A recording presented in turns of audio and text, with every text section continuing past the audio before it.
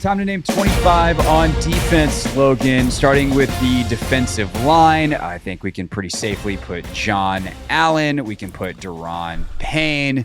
And then things get, I don't want to say interesting, because obviously there's going to be a bunch of DNs that we know are going to make this team. You know, we can put Dorrance Armstrong down, et cetera. But I also think that the numbers here could be interesting depending on what happens with Johnny Newton and the injury and a couple of other guys that are banged up. So I will say we are recording this. It's 9 a.m. on Wednesday, August 21st. And so if we learn something about one of these injuries in the next whatever hours before you listen to this, whenever, you know, some people listen to this as soon as it comes out Thursday morning. Some will listen perhaps over the weekend, getting ready for the game. There's a chance that whatever we're about to say is dated because of injury, and that could add or subtract along the defensive line. But who else do we want to go ahead and write down here? Obviously, there's some obvious names that we can start talking about, and I can start typing. I think Cleveland Farrell. I think Dante Fowler. I think both those guys are probably locks on the defensive end position. Jerzon, I would put him down too because he's a draft pick, second pick, so he's the guy. Yeah, the only reason that we would hesitate to put him down immediately is, does he start the season? Well, I guess he's got to make the way that it works now. Because he wasn't, like, he was on preseason pup, but then he came off of it. He's gonna have to make the initial 53 and then go on IR anyway. So he's gonna take a spot. So he will be on the 53. The question is then, do they immediately IR him and then elevate someone else? So I think the next guy would be KJ Henry for me. I think he's playing well. I think he's playing consistent. I think he's kind of that perfect rotational backup to both spots. So that's 4 right there. And then it gets interesting. I think because of the Johnny Newton thing, I would probably go. You know who played we didn't talk about him on the last show, but Big Phil absolutely played his face off in the last preseason game, like the best I've seen him play. And I think that might get you in. You know what I mean? In a game like that, looked good, looked like a guy who had some pass rush juice, was running to the football. Yeah, and so I think that might play him in. I mean, we know that he's talented. He was a second-round pick. Yeah, so that was really impressive to see, actually. And then I'd probably go, depending on what they do with our guy Johnny Newton, I'd probably go Ridgeway also, just as an insurance thing. And again, like, don't love it, but I think when a guy hasn't practiced for a couple weeks and is coming off of surgery, you got to do something there. And I think the last D-line spot probably goes to Jamin Davis, honestly. Well, so that was going to be my question is, it feels like there's a final edge spot, because I agree with you that Henry is a step above these other guys that we're about to talk about. But it really, on some ways, comes down to Jamin and Javonte Jean-Baptiste, who was a 7th-round pick, meaning that the league passed on him multiple. And he was a late 7th-rounder, if I'm remembering correctly. So I feel like getting him to practice squad, despite the fact that he had a nice preseason game against Miami, is definitely feasible. He's a little bit older player, so it's not like he's a young project type that teams might be like, actually, let's take a flyer on. You know, he's already 23, played like 5 or 6 years of college football, but clearly they liked him enough to draft him. But I think that the investment in terms of what they've done with the project of Jamin Davis, I think Jamin is the guy that's going to get this spot, and it's just a matter of like, okay, so in some ways it's like Ridgeway or like that last tackle spot versus these two guys on the edge. Yeah. And I think another complicating factor that I'll just throw out there to throw another wrench in this is you still have F.A. Obata looming. He is on PUP and will certainly start the season there. So eventually, injuries happen, but he's a guy that you have in reserve, which is great, and a guy that can play some 3-tech inside or can bounce outside. But in terms of the initial 53, he's not going to be a factor. I agree with you. I think Jamin Davis, we're officially moving him to D-line, Logan. He's taking a D-line spot.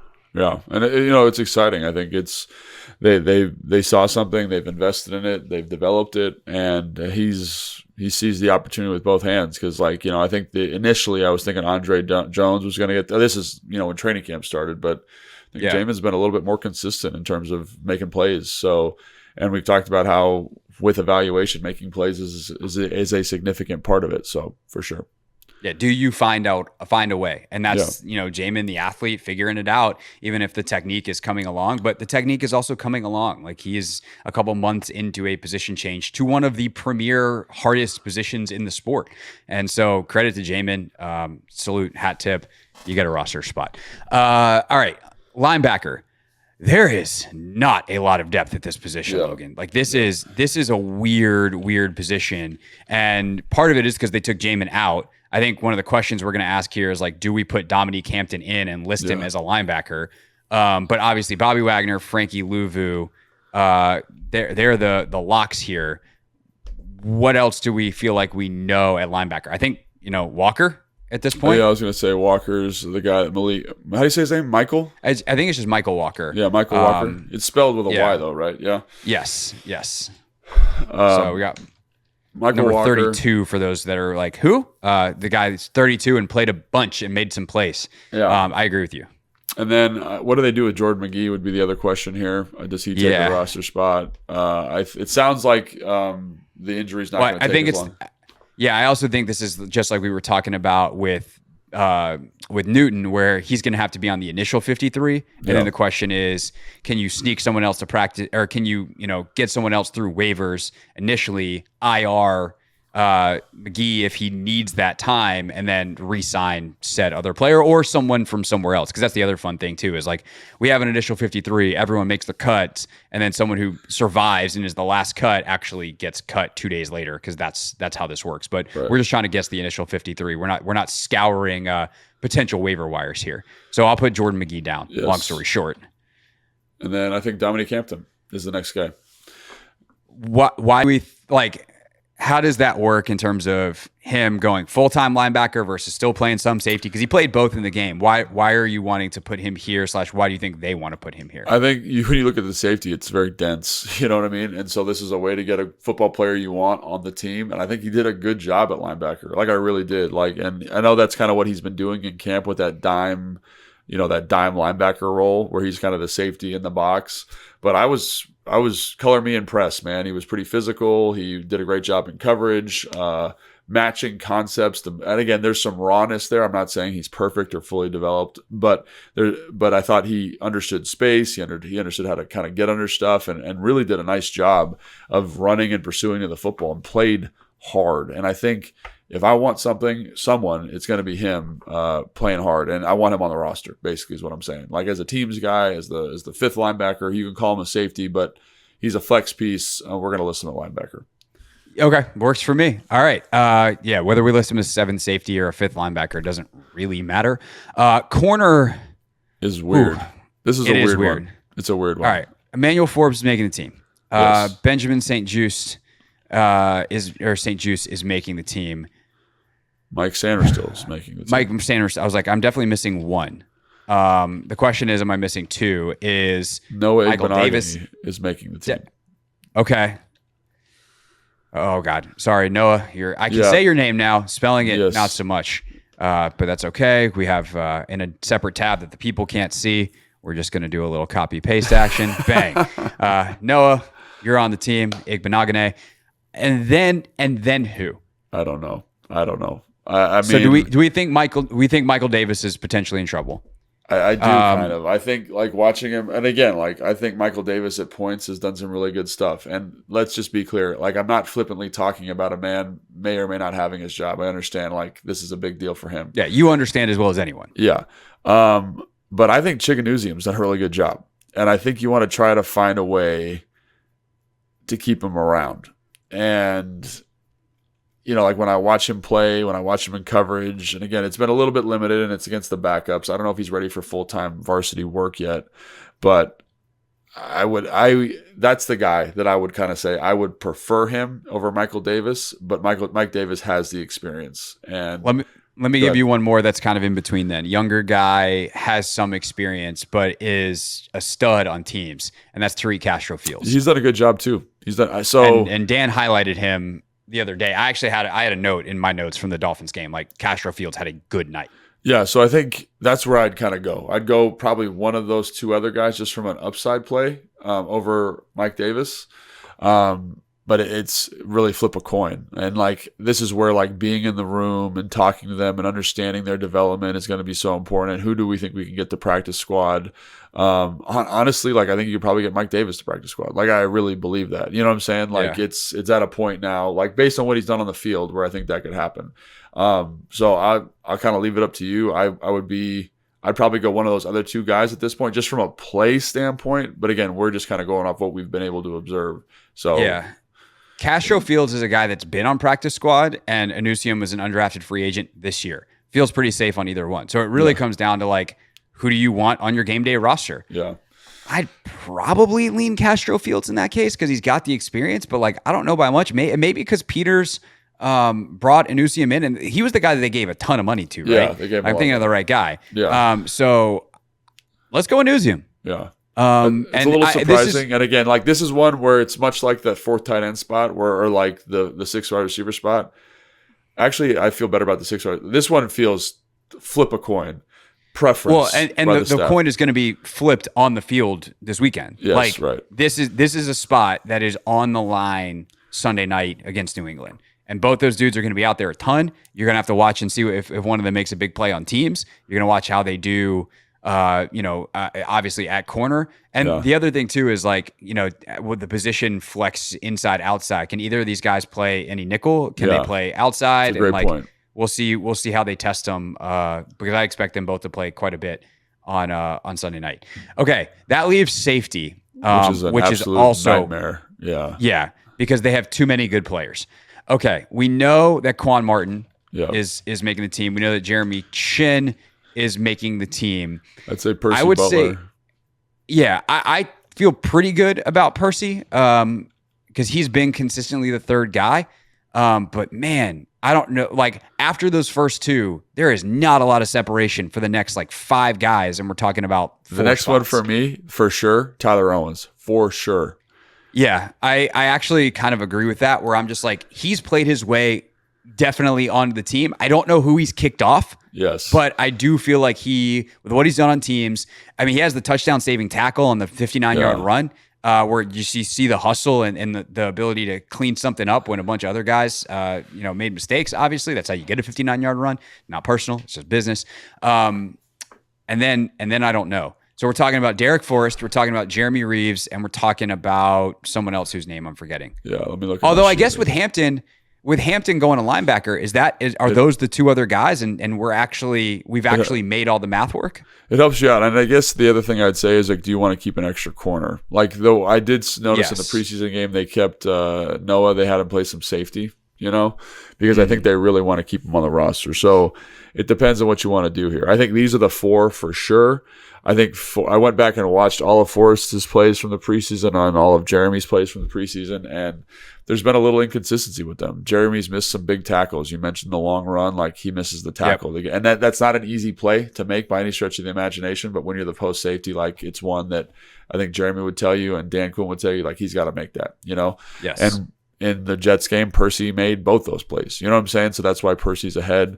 Forrest is coming off the injury. I think he's playing hard. He just hasn't flashed really in any way in the preseason, so and again, Jeremy's been a little bit quiet. I kind of wonder if the new kickoff rule affects his production in terms of covering kicks. He is the starting PP, which is a pretty good indication you're going to make the roster. Yeah. So it really comes down to whether you want to keep an extra DB, maybe Castro Fields sneaks in. Do we go back to Castro Fields here? Yeah. Or you think Forrest is on the Derek roster? Forrest. And it hurts me because I feel like Forrest is a better player.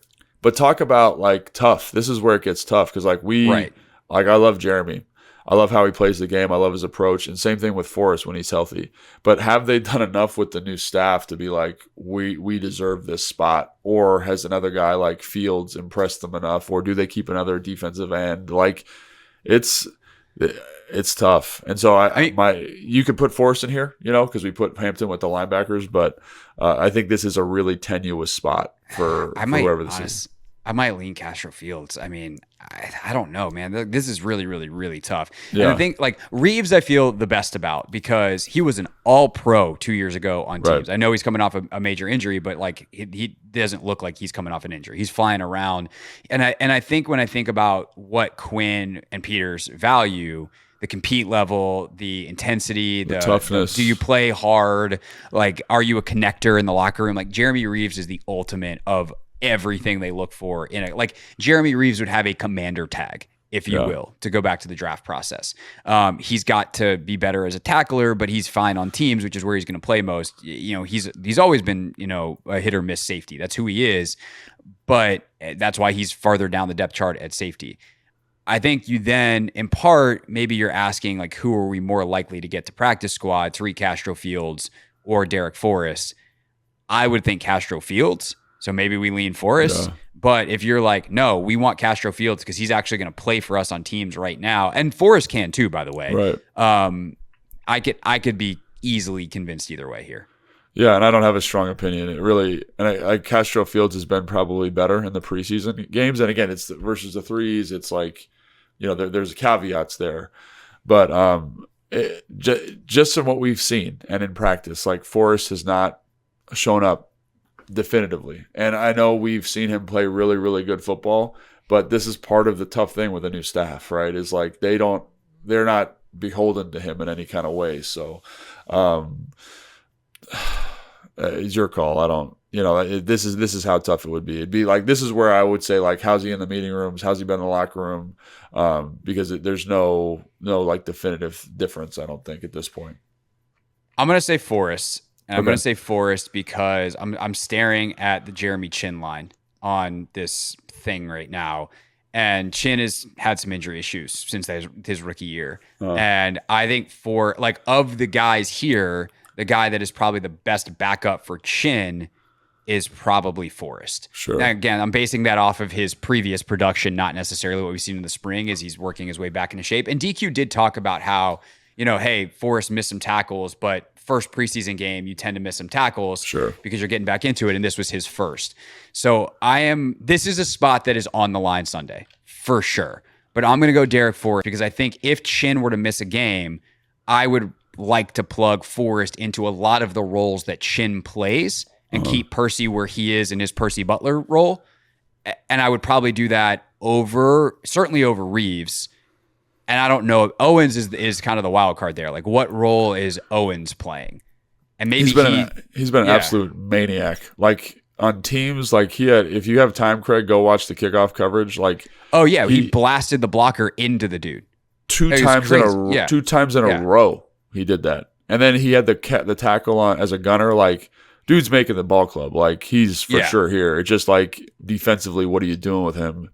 Because he's just what's so funny when we did our free agent evaluation, UDFA, like we were like, he's a freak athlete. Like, does he figure it out? And it just seems like he's full figuring it out now. So and if you trust him that he's figured it out and he can be your Jeremy Chin backup, then maybe you go the other direction. But I'm going to go Forrest for now, Castro Fields to practice squad. And depending on what happens week in, week out, like that is subject to change. Okay. Last but not least, just to wrap up, punter, Tress Way. Long snapper, Tyler Ott. Kicker, to be named later. True, though. It is what it is. I do really appreciate the way that Dan has handled Riley Patterson in terms of the media. And even when he was like, are you guys going to bring in another kicker? That's a question for Adam. I think we all know the answer is yes. But in the meantime, like, Dan's job is to coach the team that is given to him. Currently, Riley Patterson's the kicker. And so he's trying to figure out how to get the best out of Riley Patterson. And even if I think deep down, maybe not even that deep down, we all know that there's probably another kicker that's going to be kicking for the Commanders. The biggest news on teams is apparently Tress Way has decided he is going to wear 10 during the regular season. That is a big news. Yeah, that's big. All right, let's just quickly here on the back end as we wrap up. Are there any other names that you're really watching? One that particularly popped to mind, in part because I just said his number is currently 10, is Kaz Allen. Yeah. We don't have him anywhere. Is the fumble, was that the thing that maybe crushes him because ball security has been an issue? Like, where would he fit if we're making it? And are there any other names that, as we kind of, talk about this and go through that, whether for positional reasons or whatever else you think are worth mentioning that we didn't? Yeah, I think that's a great call out. Either he's the fourth running back or maybe he's the sixth receiver. I don't think he's earned that yet. Maybe seventh receiver if you keep 7 as a return specialist. He feels like a guy you could develop on practice squad. Julian Good-Jones, we talked about him briefly. Like, can he make a push here in the last game? Braden Daniels is another one offensive line-wise. We mentioned the receivers. Andre Jones Jr. is a guy. Benny Potoaye is a guy too, also that I kind of say, like, can he make a little splash here? But I think we've been very clear about, some of the spots that are in conflict, and those guys would have to do something pretty dramatic. Norrell Pollard is another guy. I think he's done a good job. He's been a good athlete, but not. Yeah, I wonder if some of the Potoaye, Pollard, could they push that John Ridgeway spot? Yeah, I think so. Pollard's done a decent job, and he hasn't quite figured it out yet, but he's flashed enough pass rush juice. You want him in the program. It's just, I feel like at this point you can probably get him in the practice squad. You know what I'm saying? So, we'll see what happens. But that's a guy, if he comes out and has 4 sacks, he's making the team, because you don't want to lose him. So, and then you mentioned Jean Baptiste is another one. If he comes out and has it figured out and shows a lot of juice and has a bunch of quick wins, maybe that defensive end, you keep an extra defensive lineman just to make sure he's around. So. Yeah, and I think that one thing that we kind of see there is, we struggle with the Castro Fields Forrest decision, but that could also be an extra D lineman. It could be an extra O lineman if they want to keep 10. There's a lot of, we kept Cole Turner. That's a flex spot, if you will, fourth tight end 100%. versus a fourth something else, fourth running back if Wiley. So there's a lot of questions to be answered on Sunday. And it's up to Adam Peters and Dan Quinn and Cliff Kingsbury and Joe Witt Jr. to have those discussions. What do they value as a team? How do they want to build this roster? That's our 53 going into it. Coming up on Monday, we will discuss, obviously, what happened in the game. We will talk about some of these key decisions that they have to make. And then I believe Tuesday is when we find out the 53. We'll react to it later in the week next week. We're almost there, Logan. Worst day of the year, though, man. Not looking forward to that. Yeah, it is absolutely brutal. I think I've told this story on the pod before. That was my least favorite day to be on the beat because I was responsible for texting agents and being like, hey, did your guy get cut? Yeah. And you're just I'm sorry, this is my job. I hate it. And then you'd have to tweet it out. But that's the job. And reporting on it is certainly far, far better than being the one whose job is on the chopping block. 100%. So definitely have the perspective there. All right. If you want more from Logan, at Logan_Paulson82 on Instagram, and check him out with everything he's doing for the Commanders on YouTube and their digital channels. Of course, more of me on the radio, 4 to 7 daily. You can watch it on YouTube at the Team 980. Listen on your radio, 980 AM, 1067 HD2 FM, and of course, stream it on the free Odyssey app. We'll see you next week. Enjoy the game this weekend. For Logan, I'm Craig. Thanks for listening and watching Take Command. Thanks for watching this clip of Take Command, which has a brand new home. That's right. You can watch on YouTube at the Team 980. You can also listen to full episodes in the free Odyssey app, which is now enabled with Apple CarPlay. So we'll just, follow you around.